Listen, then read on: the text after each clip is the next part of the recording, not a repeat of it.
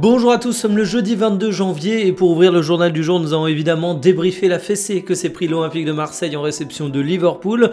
Un match qui m'a d'autant plus déçu que je dois bien vous l'avouer, j'en parlais dans la chaîne principale, j'y croyais pour Marseille, la douche a été extrêmement froide. On parlera également du match entre Prague et le Barça où la douche a failli être également froide. On parlera de l'AS Monaco où la douche n'est même plus froide mais où tu es plongé dans un bain glacé. Nous évoquerons l'évolution des revenus club où il y a quelques éléments intéressants à se mettre sous la dent et enfin on retournera du côté de la Juventus qui est un sujet récurrent en ce moment avec sa recherche de numéro 9. Installez-vous confortablement et bienvenue pour le journal du jour.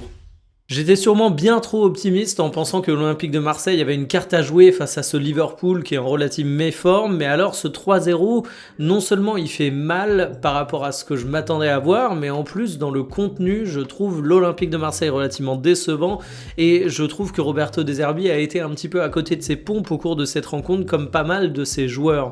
Voici les compositions qui étaient alignées et les milieux marseillais n'ont pas été bons, en même temps t'as super mal géré le sous-nombre d'un milieu sans t'adapter. Pavard s'est fait bouffer, bah oui, mais tu l'as fait jouer relativement haut, évidemment on peut le critiquer, je le critique, je le dis, mais t'as pas forcément super bien réagi quand tu voyais qu'Ekitike se baladait face à lui. En fait, je me demande quel était le plan de Roberto De Zerbi, étant donné que t'avais pas Pechao et Aubameyang au départ. Tu peux penser que le but était de contrôler le match, d'avoir la possession. Il y a eu des adaptations tactiques entre la 60e et la 70e minute qui n'ont pas été inintéressantes, mais j'ai quand même l'impression que c'est dès le départ que le verre était dans le fruit et que finalement toutes les contre-performances individuelles des Marseillais étaient carrément dues à une équipe qui collectivement était juste paumée et je commence à être fatigué de voir le déséquilibre entre les grands discours virilistes conquérants de Roberto De Zerbi et ses équipes qui concrètement dans ce qu'il met en place puent la peur et en plus de ça jouer le contrôle face à un Liverpool qui a des difficultés en termes d'attaque mais qui a un milieu de terrain qui est quand même reconnu comme étant relativement efficace. Ça me laisse dubitatif. Voici les statistiques de la rencontre. Alors oui, tu as eu la possession, génial, ça te fait une belle jambe, mais honnêtement, les stats sont même plutôt flatteuses par rapport au bouillon que tu as pris par moment. La seule chose qui a fait illusion, c'est Greenwood qui est dans une saison où il est en pleine forme, et lui, qu'importe le contexte tactique, même si son équipe est dans du hors-sujet, il a le talent individuel pour faire des éclaircies de temps en temps. Les conséquences au classement de Ligue des Champions, je suis obligé de vous diviser ça par deux. On commence avec Liverpool, tranquillement à la 4e place. D'ailleurs, ça fait bizarre de voir Tottenham juste derrière quand on voit ce qu'ils font en première ligue. Pour Liverpool, t'as pas encore l'assurance du top 8, mais face à Karabakh, tu devrais prendre les 3 points, donc tu t'en sors bien. Et côté Marseille, on descend.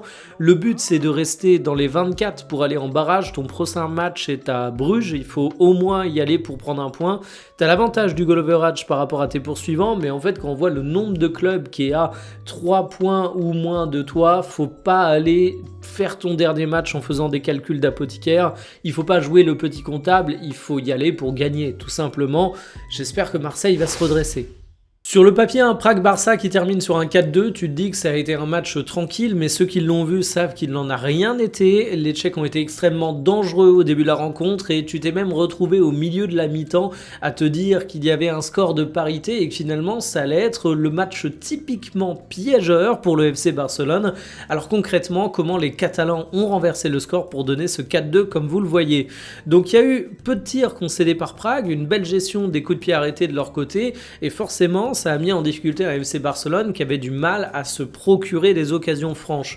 Évidemment, les Barcelonais ont dominé la majorité de la rencontre, mais t'as eu un excellent Fermín López qui a marqué des buts qui n'étaient pas évidents et il faut le saluer parce que franchement le réveil barcelonais il aurait pu ne pas se faire et ça s'est fait à peu de choses. T'as l'entrée de Marcus Rashford et de Dani Olmo qui a également été très bénéfique pour les Barcelonais, mais si on reprend les compositions de départ, eh bien Olmo a remplacé Pedri qui lui est sorti sur blessure, grosse peur sur les conséquences de cette dernière et t'avais également un excellent match de De Jong. Défensivement, je trouve le Barça toujours légèrement fébrile, mais ce qui a manqué en fait au cours de ce match, c'est un joueur qui arrive à faire des différences. On sait que Yamal était suspendu et franchement, il a beaucoup manqué. Rafinha ne pêche pas par manque d'envie, il a toujours beaucoup d'énergie au cours de ses rencontres, mais il a été un peu moins impérial quand il s'agissait de conclure et c'est là où le bas a blessé du côté du FC Barcelone. Les statistiques de la rencontre, vous vous rendez compte que le Barça a eu du mal à créer suffisamment de déséquilibre pour de vraies occasions de danger parce que Ok, tu tires 20 fois, mais en voyant le match, tu te rends compte qu'il n'y avait pas énormément d'occasions franches qui méritent d'être saluées. Tu t'en sors même plutôt bien avec 4 buts. Comme je disais, il y a mal à manquer sur le classement général. Attention, pour aller chercher le top 8, ce ne sera pas automatique, mais tu as quand même une belle occasion puisque tu recevras Copenhague, un adversaire prenable, et tu as une opportunité, c'est le PSG Newcastle. On sait que ces deux équipes vont se neutraliser, soit ça fera qu'un point, soit il y en a une qui prendra 0 point, et donc mathématiquement le Barça va pouvoir passer devant. Il faut juste pas d'accident industriel du côté de Copenhague, mais je pense pas trop m'emballer en disant que ça devrait le faire.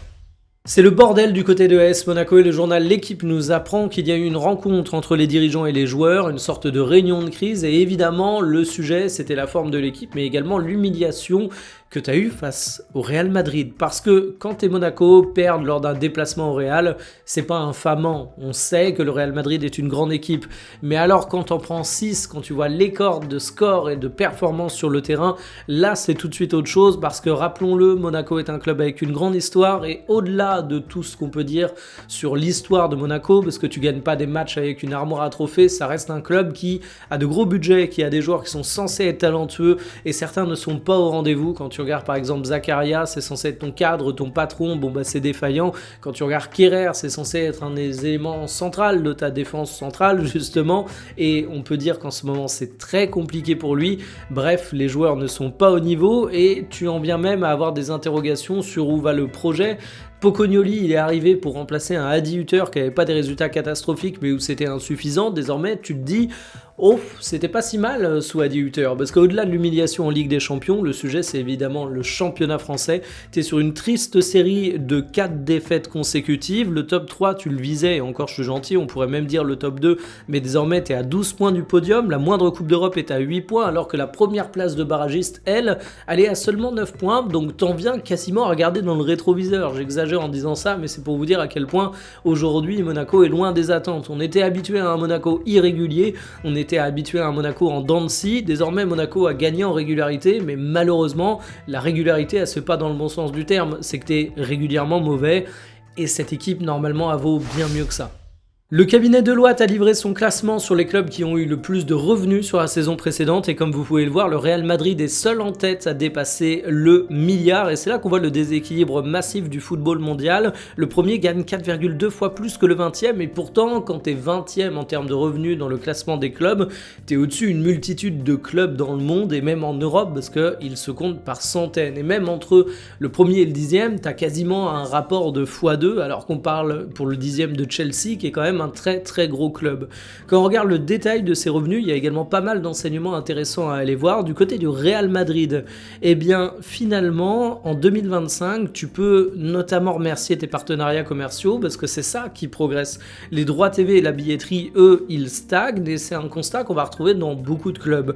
Si on va du côté de notre champion français des revenus, le Paris Saint-Germain, eh bien t'as des droits TV qui restent dignes parce que t'avais pas encore la faillite de nos droits, Ligue 1+, tout ça.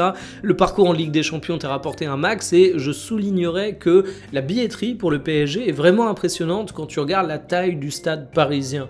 C'est également les revenus commerciaux qui pèsent beaucoup dans les finances, mais tu restes loin derrière le Real Madrid. Et en fait, de manière générale, sur l'analyse des clubs, tu te rends compte que les droits TV, ça commence à stagner un petit peu partout. Tu te rends compte que la billetterie, elle n'est pas infiniment extensible. Et en fait, c'est vraiment les partenariats commerciaux qui sont amenés à se développer. Et les clubs ont besoin de réinventer leur modèle économique s'ils veulent toujours aller plus haut. Alors est-ce qu'ils doivent aller plus haut? Ça c'est un débat qu'on pourrait avoir, mais en tout cas c'est la volonté des clubs, vous le savez bien.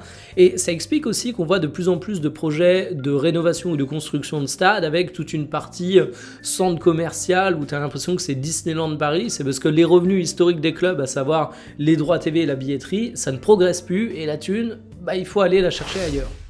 Que de rebondissements pour le mercato hivernal de la Juventus, c'est une véritable telenovela. Il voulait Mateta et ça tombe bien, on a appris dans la presse récemment que Mateta a envie de forcer son départ du côté de Crystal Palace, enfin de Crystal Palace, sauf que le club anglais veut toujours 40 millions d'euros. La Juventus n'est pas sûre de pouvoir faire une offre à la hauteur des attentes et donc ils activent d'autres pistes, notamment En-Nesyri, le joueur marocain qui a une option intéressante. Sa petite fiche, vous voyez que c'est un joueur qui est engagé jusqu'en 2029 du côté de Fenerbahçe Fenerbahçe. Il a bien décoté par rapport à la hype de Séville. Il reste que c'est un attaquant capable de claquer 20 buts par saison, c'est précieux. Cette année, vous le voyez, il claque un petit peu moins, notamment en Ligue Europa, et c'est dommage car la Ligue Europa, c'est là où tu te fais évaluer, mais je reste persuadé que ça reste une option intéressante. Du côté de la Juventus, t'es un peu réduit à tâter un petit peu toutes les opportunités de marché, parce que le mercato hivernal, il va pas durer 50 ans, parce que finalement, si Mateta il ne peut pas venir, il faut regarder d'autres options. Je pense que En-Nesyri est une option intéressante,